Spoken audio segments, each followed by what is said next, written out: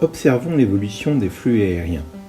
Entre 2008 et 2018, le trafic passager dans les 30 principaux aéroports mondiaux a cru de 48%.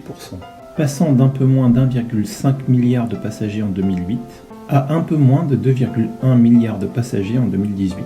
La période a également été marquée par un basculement entre les États-Unis et l'Asie.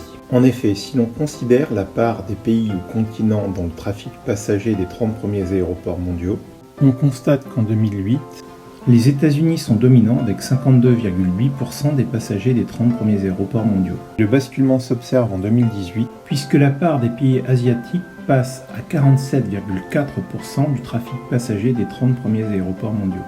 On peut remarquer que la Chine sert de locomotive à l'Asie, puisque sa part passe de 7,3% en 2008 à 17,8% en 2018, alors que la part de l'Asie passe de 21,1% en 2008 à 47,4% en 2018.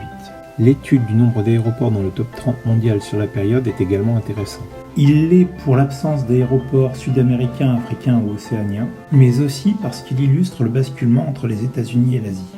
Si en 2008, les États-Unis dominaient le classement avec 16 aéroports sur 30, en 2018, c'est l'Asie qui domine avec 14 aéroports sur 30. Ici aussi, la Chine sert de locomotive à l'Asie avec 5 aéroports sur 30.